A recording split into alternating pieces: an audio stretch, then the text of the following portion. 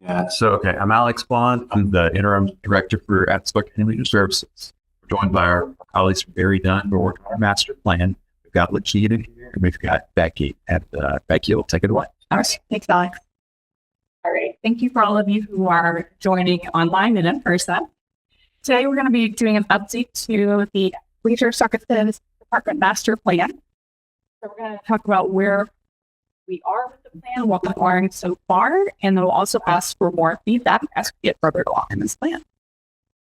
So we will have the opportunity for anyone listening to scan this code, and we'll also do it at the end. But if you want to, you can scan it, get it ready. As we go through this presentation, you'll have the opportunity to add a thumbs up to any slides, or you really like the ideas, or you're excited about the ideas. We love that feedback in real time.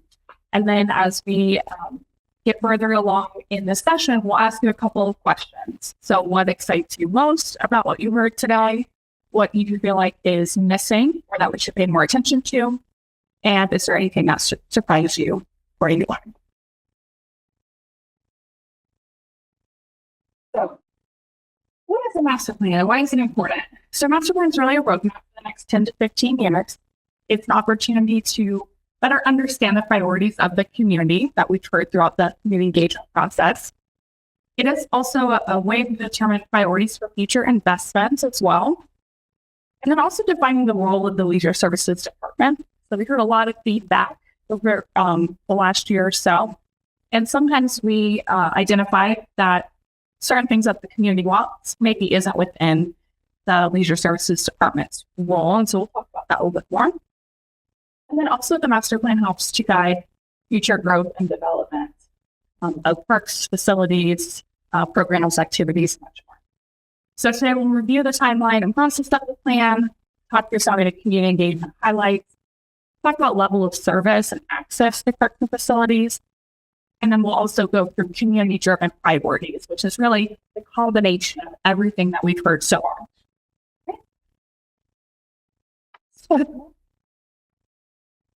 So here's an overview of the planning process. So we really started looking at the timeline and how we're going to schedule all of this out. We did engagement first. This was a heavy effort with community engagement. We'll talk more about that in just a moment. We also had analysis. So we looked at programs, going out to facilities. We had accessibility and inclusivity audits, looking at operations and staffing as well. And we went to the visioning stage, which is really around understanding and exploring potential recommendations. And then we went into implementation and drafted final plan, which is where we are right now. We're anticipating that we'll have the draft ready in June and that it will be adopted soon after.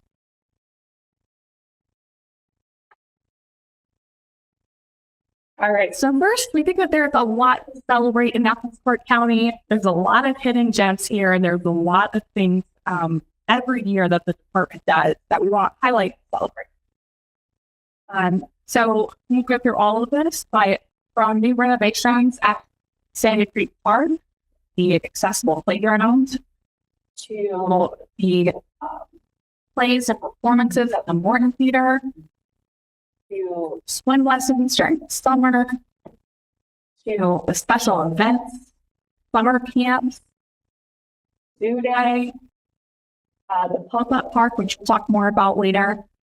There's a lot that goes on, and a lot of the Leisure Services Department manages and operates on a daily basis.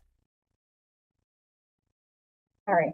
So when we talk about community engagement, we want to just give an idea of the amount of people we talk to and what our process looks like. So in terms of outreach, so we emailed close to 33,000 people, and not just within our current contacts, but we also asked partners to spread the word as well. We had close to 47,000 impressions on social media. Again, just trying to get the word out about the process and invite you to participate online or in person. And overall, we had close to 80,000 touch points through those marketing efforts. So in-person opportunities. So we'll talk about what those different methods were in just a second, but we had 70 engagement activities spanning from May to September of last year. And we had about 2,300 people that we talked to. Another way that people could, and residents could provide their feedback was through the statistically valid survey, as well as contributions to an online project website that we have. So we have an online survey, interactive map, budget tools, and ideas wall. So overall, we feel very confident with the results that we got. We're very pleased with the amount of engagement that we have for this process. All right, so when we talk about community events and pop-ups, so it was really our effort to get out into that community. Looking at all these different pop-up events that you see here pictured, that's really where we went out to either special events or we went out into the parks. And we talked with people that were actually using the facilities or were enjoying a program or visiting us at a special event. So here are some of the different highlights. Popcorn Festival, the Latinx Festival, the Star Spangled Classic. Also went to the Dance Center. We went to some teen events. We also did some more unconventional things, like going out to breweries, going out to restaurants, and getting feedback, because we know it's challenging to ask people to come to a public, right? So that's why we really wanted to meet people where they are, where they may not be expecting to participate, but they give us good feedback about what they want to see. During this process, we wanted to understand the needs, gaps, and opportunities, and really help to build awareness about this process and promote more engagement online and also for other in-person opportunities. So the statistically valid survey, we had 7,000 surveys that were printed and mailed to random households across the county. And so we were looking for about 600 surveys to make that statistically valid, and we did meet that goal and exceeded that. And we also the survey firm that we worked with looked at the demographics of those that completed the survey versus the overall county demographics, and we did find that it was relatively consistent. So again, we felt good about the respondents that we got and making sure that it was representative of the entire community. Okay. Now, there was also different ways that we chip in that feedback, like we just talked about, as well as staff input as well, which was really important to response to us. And we also had a number of different analysis activities, looking at programs, staffing, operations, workability, policies, trends, and level of service. We'll talk about that in just a second. So looking at facilities and parks, there is a lot that the Leisure Services Department manages. And so here are the different classifications that we've identified in the study. So we have pocket parks, which are really in neighborhoods, and they're very accessible, but they're smaller in nature and may not require as much maintenance, and they have fewer amenities. Community facilities and parks, this would be where we are today at the Kirk Park and Community Center, but there's several of these around the county as well. There's also maintenance and administrative buildings, regional facilities and parks like the Linden House, Sandy Creek Park, Southeast Clark Park, Memorial Park, etc. That really bring in a regional draw, attract more people, more visitors. They have a lot of different amenities and lots of different types of activities. And then we have linear parks and trail systems such as the Firefly Trail, the Greenway as well, the Northern Greenway. And then we have own feature sites, so they're currently not open to the public, but those that in the future, with proper funding and planning, will potentially be open. And as of right now, they are preserved. Okay, so looking at level of service and understanding who has access to parks and facilities. So we did walkability analysis to understand people's access to a park or facility within 15 minutes, which is about a 1 mile long. And so everything in blue here are those different areas with walkability.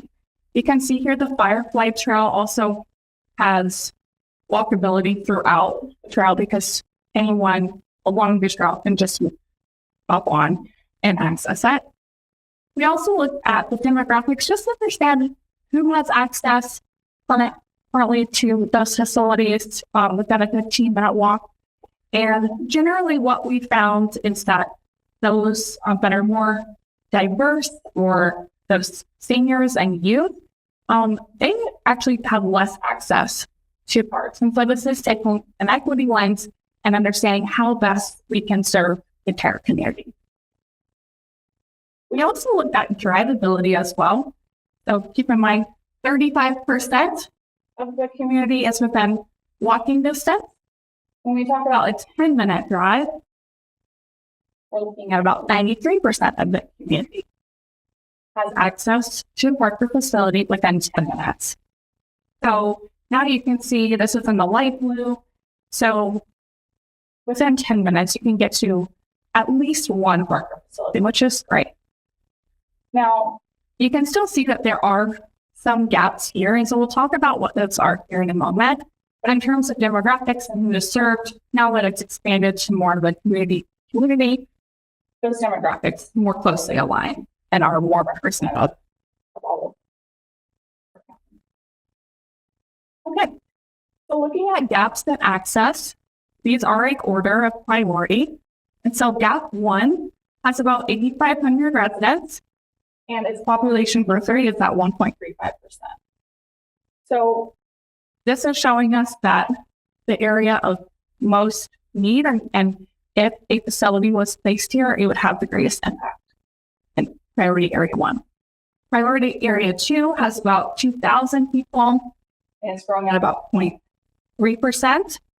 And then priority area 3, gap 3 has about 1,500 people, and it's growing at about 0.4%.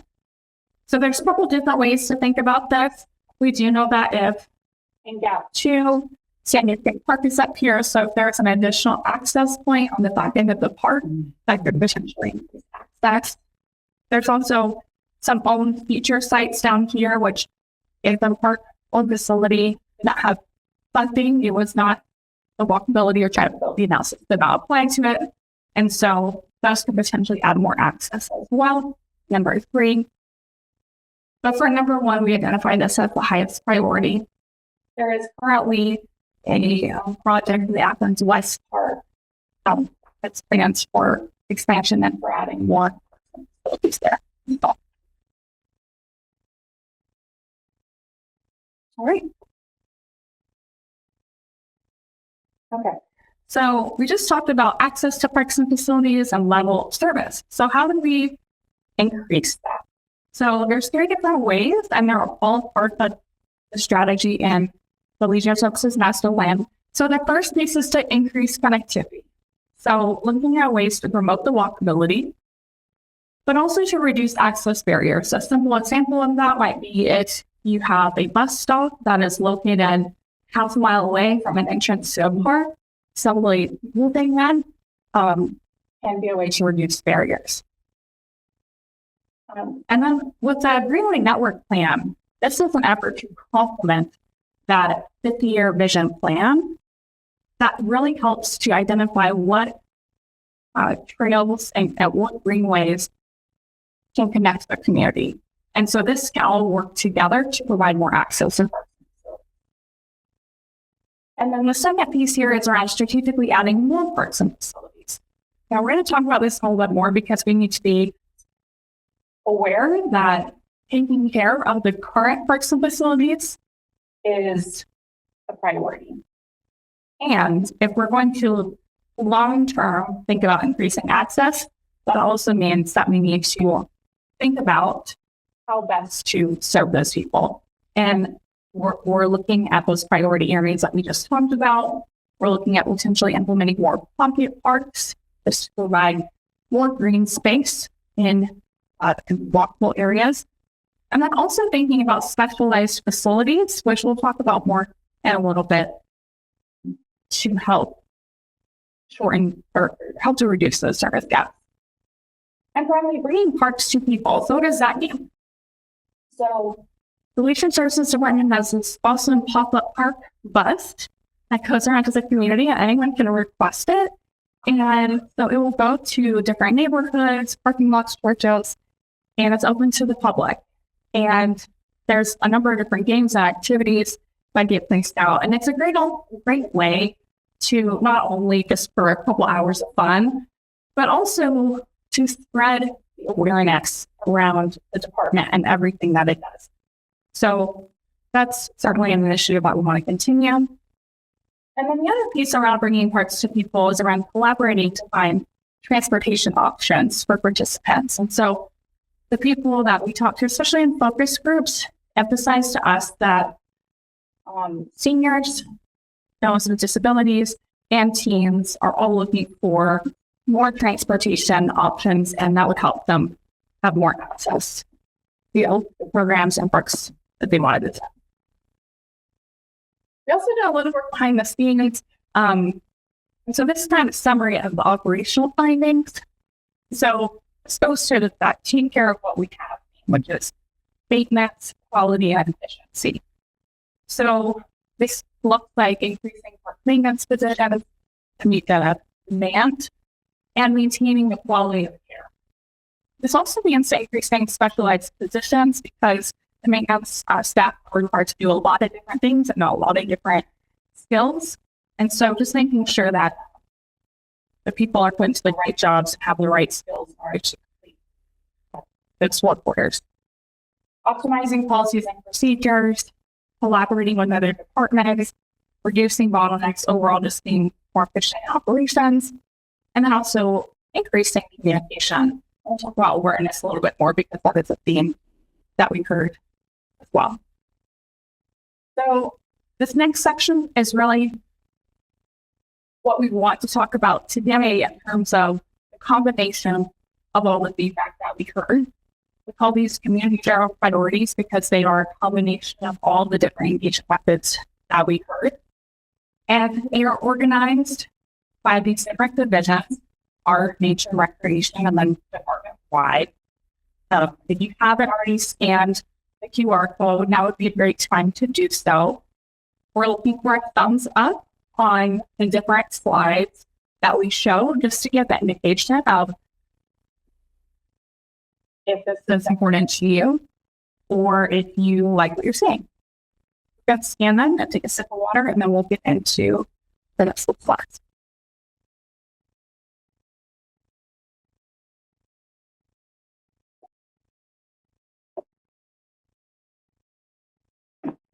All right, so first is art. So the first thing we heard is around increasing public art in our galleries. User Services Department is unique in that it manages the public art throughout the county and not just in parks and facilities or along the ways. Right. So that's something that we heard and will continue to be important to the community as it is a very artistic and lively place. Right? Makes it what it is. Increasing or expanding art, dance, and theater classes. The East Athens Educational Dance Center is a phenomenal place where a lot of these dance classes happen, but just continuing those and emphasizing the importance of being in its dance classes, theater classes, just finding different ways for youth, but also adults to participate in these different types of programs. A similar theme, more theater and performance spaces. So we have the Morton Theater. We also have the Quinn Theater, which is actually within Memorial Park. That's kind of another hidden gem.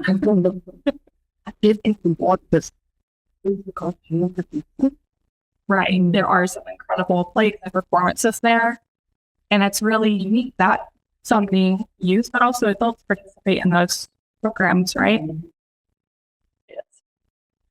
And last one for art here is supporting independent artists and partners. So at the Linden House, there's a number of really unique classes from glass making to pottery to ceramics and visual arts. There's lots of different types of art classes. And there's also ways to support artists through those classes, like, how to file the checks as an artist, how to grow your business as an artist. And there's just some really unique offerings that I personally haven't seen in other communities that just should continue. We hear that that's important, and also working with partners, nonprofits, other artists in the community to uplift each other and just continue that culture of art. Okay. And now we're getting into nature. So increasing the connectivity, the implementation of the Greenway Network Plan. And along the same lines, we heard a lot about trails and about more opportunities to be out in nature, explore nature. The Greenway Network Plan, there's a lot of different benefits to it, from transportation, but also recreation. There's programs that we have that the department has on the trail. And so it just brings a lot of benefits and economic benefits as well. There really are. And so being able to emphasize how important that is to the community is something that will continue to figure out this process. In nature, another theme we heard was around expanding nature and outdoor adventure programs. So at Sandy Creek Nature Center, there's a number of different programs, not only to visitors, but also classrooms that travel in and do field trips there, to weekend programs, and there's also other interpretive hikes. There's also, for instance, at Walker Park, there's the mountain biking classes as well. And so the variety of nature classes, and whether it's for youth or adults, there is just so much, and that's really a value. And again, something that a typical Parks Recreation agency might not do, but Leisure Services Department does. It takes it on and it does it really well. And then in terms of nature, adding smaller parks, we talked about this a little bit earlier, adding smaller parks just to increase access, having green space nearby is really great for community health and just being able to enjoy those spaces, even if they don't have all the amenities of, let's say, a regional park. All right, and finally, the last one for nature is expanding water trails and water wells. And so this is really a long-term goal, looking at how best to support kayaking and canoeing, but also just it has to take into consideration the water safety and water quality, as well as different, kayak launches or boat launches, different ways of thinking about accessing nature, knowing that the community did reflect they wanted to see more of that. All right. And then as we move into recreation, this first one is really around maintaining. Now, athletic fields certainly, but also other parks and facilities as well. So this speaks to general upkeep, general maintenance, making sure that when someone visits a park or facility, they have a certain expectation of cleanliness and it needs to exceed that.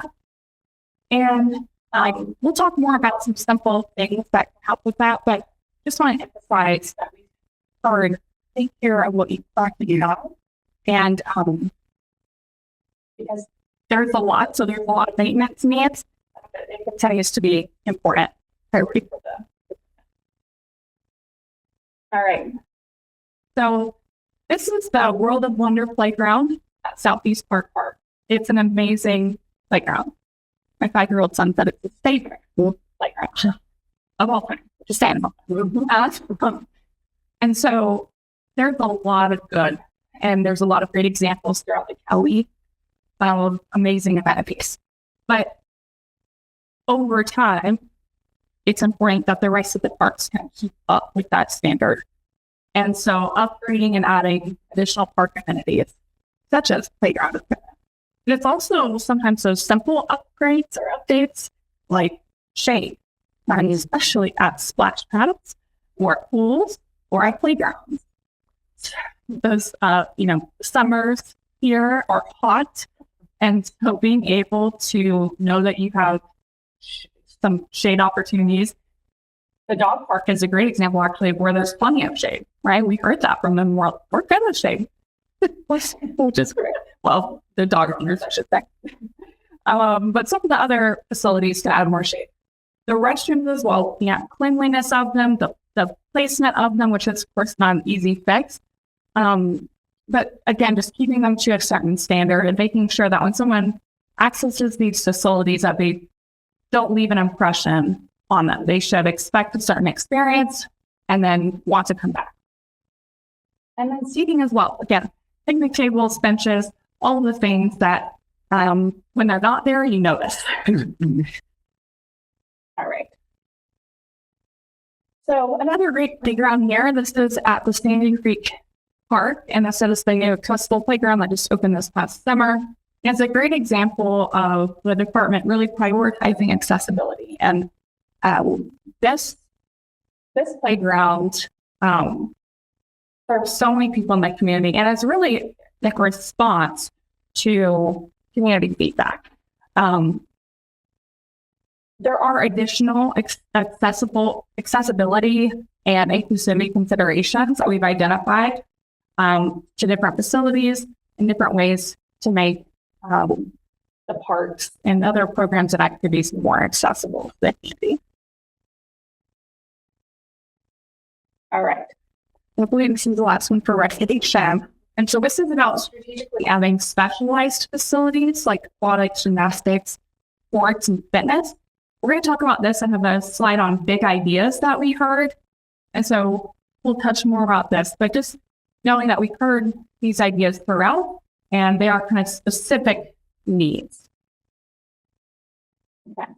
Now, as we get into department-wide, across the board, we found that the number one barrier to not participating in programs or visiting was lack of awareness. So you don't know everything that the department offers or where different parks and facilities are or the different programs that you have. And so increasing awareness is certainly a top priority. And with a strategic emphasis on communications and marketing, I think this can drastically increase visitation. All right. We also found partnerships. We have a lot of different focus groups throughout this process where nonprofits, small businesses came to the table in the discussion to talk about how they wanted to partner with the Leisure Services Department and having a point person that they can connect with for those opportunities and be able to do different cleanup days or different project days or be able to beautify the parks as well. So there's opportunity there, and it's all around collaboration and partnership. Talked about this a little bit earlier, but just continuing on the theme of bringing parks and programs to people. Again, looking at different transportation options and different ways to bring the pop-up park to all around that. And finally, looking at special events, we identified that the special events are really something that make Athens unique. So this is what starts being World Plastic, which is a fantastic event. But the Downtown Parade of Lights is another example. Also, the Firefly, the Lantern Parade was awesome as well. It's a really unique program event. So continuing the special events that bring the community together is something that we want to emphasize. Okay. So I'm wrapping up here. We heard a couple of big ideas that we want to draw attention to. So the first was the indoor aquatic center. So we heard there's a potential for an indoor facility with indoor pool. Now there's some different considerations there, such as the amount of staff it takes to operate an indoor aquatics facility, the cost that it takes to do so, looking at other partners in the community or similar providers already doing that. And so for something like this, we recommend a feasibility study to just further validate that need, but then also to determine the realities of that. The gymnastics facility here, the demand that the department had seen through the gymnastics program is incredible. And this is at Bishop Park. And I was talking with Alex earlier, and he was saying within, 15 minutes, all of gymnastics programs fill up. And so that's something incredible, and it demonstrates the demand from that community, and also demonstrates that the facility itself is really in need of renovations or potentially a new location. And finally, more sports. So there's actually several park master plans that are in the works that have specific sports. And so it may be basketball, it may be tennis, it may be pickleball, but the desire for more sports is there, and implementing the parks master plans that we have will help to reach that goal.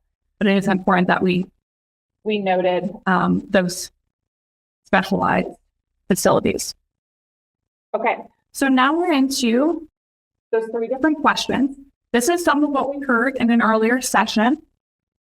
We asked, and again, if you haven't already, you can go and scan the code and just type in. You can type in 1 thing, you can type in 3 things that excites you about what you've heard during this presentation about the future of the department and the different parks and facilities. Earlier today, we heard about more art programs. We heard about increasing awareness. We heard about the importance of maintenance and the potential for new parks was also exciting. So I'll give everybody a minute.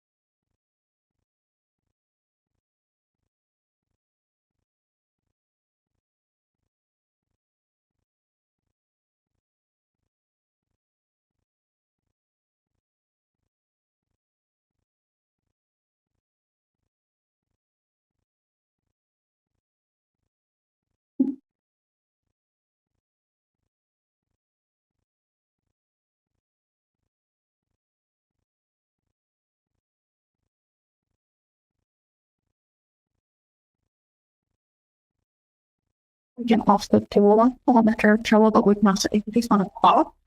And then Lakita can actually I have seen, like with the green room. Yeah, I'm very neat, but that's a good point for is parking to enter the green one. I don't know where you can park that is not student on them. It's very accessible to the green one. I know a few spots with the Firefly. Also the connectivity in Firefly to the green one, everything is off like simple story, which is not an easy. If it's something I've seen in Atlanta now, you have bridges over or bridges over, or I sing now to for instance. Got a lot of things. There is a fun project. We just have to wait to replace that. But that's not paid for already. It's one of my favorite picture, like, I'm like, under here, because I saw it on Northside Drive in Atlanta. So I've seen so much of that, and I wish I'd started writing down things because you learn so much just by going other places. One thing with you, there are no indoor walking tracks. In Cobb County, there's several rec centers that are double decker. So the whole basketball court in the Smarter Community Center in Ackworth, that's a gorgeous one. And then another one's just what the area I just learned. We're just now opening it. So it's an elevated walking trail, and some of them are towards a mile, or not an eight, maybe a quarter or a half. Well, kind of like Ramsey Farm, because I do go to Ramsey Farm. That will be huge. Not just seniors, but a lot of people, even I know gymnastics at the Smartest Center, parents will walk. All the kids are in gymnastics. That's very true. So that's a possibility, something that I studying in the future. So I heard some trails. I suppose as far as what excites you most. So trails and parking. Okay. Yeah. To actually access it. And that will develop more, but I can't figure out on the greenway where I can park. And that may be something too right after this. Maybe Alex can help you identify some different parking. Yeah. All right. All right. What about this next question? If you can answer out loud with you, we'll capture these. Didn't miss anything I think we should pay more attention to. So earlier we heard about more dirt and gravel trails and just staying more community focused. What else? What else did we miss? I think the arts of London analysis just I stumbled on that because I was at pickleball. When like people realize people definitely pickleball to that. And so maybe that's just, again, paying more attention to awareness and the marketing side of it and just continuously and right. is just good. Yeah. Cool. And then, did anything surprise you? It sounded like maybe the theater or public art programs, but I did not know that was tied to when you saw this. anything else surprising? No. Right plus. Oh, the pop-up parking. And it's a great idea. Yeah. And it just takes people realizing that, and then that draws interest to the actual programs. Yes, exactly. So, and there's ways to draw people to park. There's also different creative ways to bring awareness by going to, more non-traditional places. Shopping centers. And other retail places, for instance. What I had kept thinking about, because the University of Georgia has the word called the National Exam. People were like, there's so much of that could be taught. And they said they had so many resources that are stored somewhere out near the mall in an area. And I'm like, oh, that's such a opportunity.